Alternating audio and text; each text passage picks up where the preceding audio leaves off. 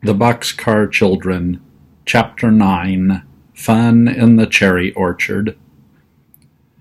The next morning, Henry thought and thought about taking the other children to pick cherries with him.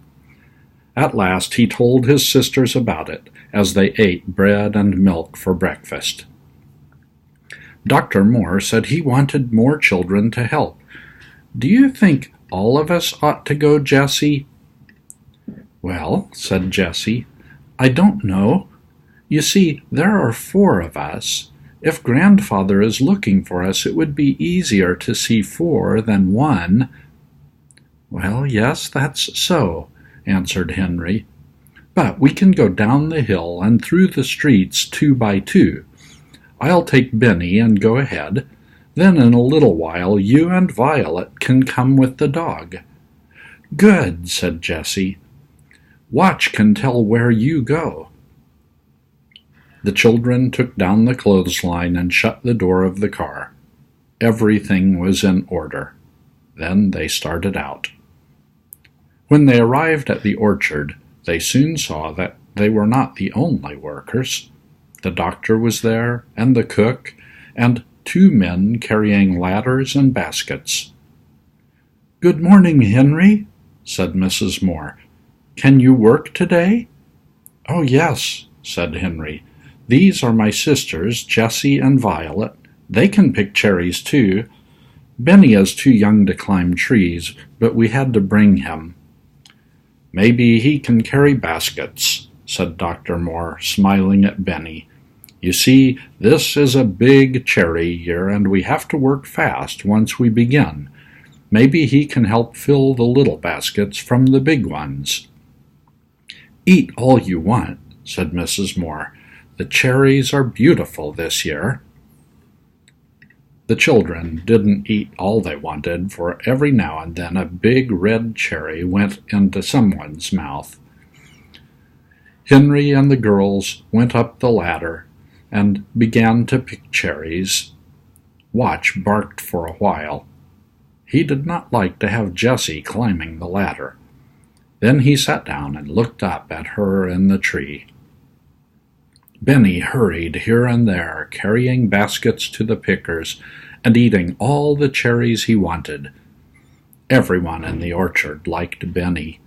The doctor laughed delightedly at him, and sweet Mrs. Moore fell in love with him at once.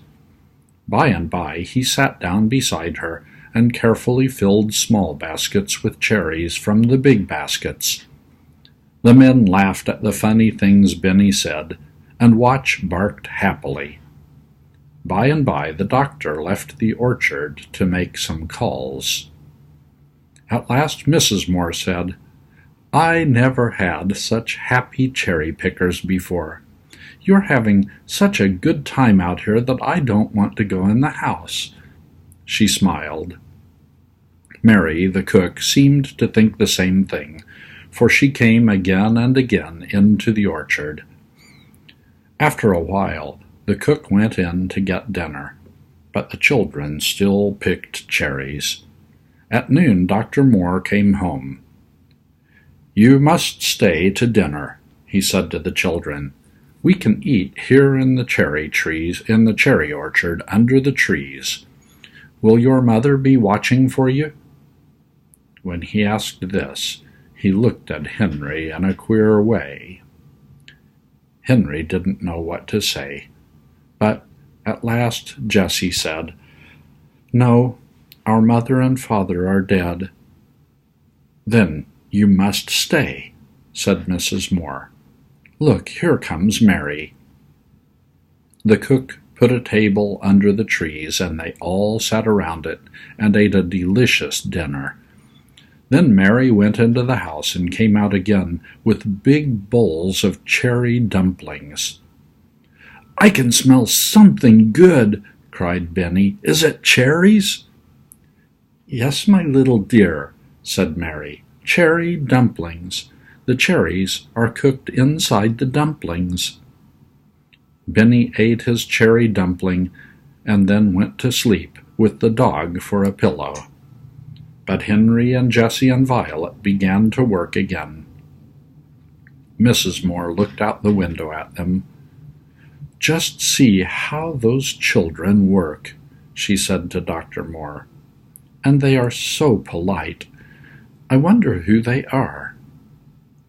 Dr. Moore said nothing. After a while he went out to the orchard. "You have worked long enough," he said. He gave them $4 and all the cherries they could carry. "No, that's too much," said Henry. "No," said Dr. Moore, "it is just right. You see, you're better than most workers because you're so happy. Please come again." "I'll come every day," said Benny. They all laughed. Dr. Moore saw that the children did not all leave the orchard at the same time, but started down the street 2 by 2. "I wish I knew who they are," he said to himself. When the cherry pickers got back to their little home, they looked everything over carefully. But things were just as they left them. The door was still closed, and the milk and butter were still in the refrigerator. The children made a happy supper of bread and butter and cherries, and then went to bed in the boxcar. That same night, Dr. Moore sat reading the paper. All at once, he saw the word "lost," and he began to read. "Lost. 4 children, 2 boys, and 2 girls, somewhere around Greenfield or Silver City. $5,000 to anyone who can find them. James Henry Alden." Dr. Moore sat up. "$5,000, he said. "James Henry Alden? Oh my! Oh my!" He sat still for a long time, thinking and laughing to himself. The 4 children are living in a boxcar, but I shall not tell Mr. Alden that they are his grandchildren, he said.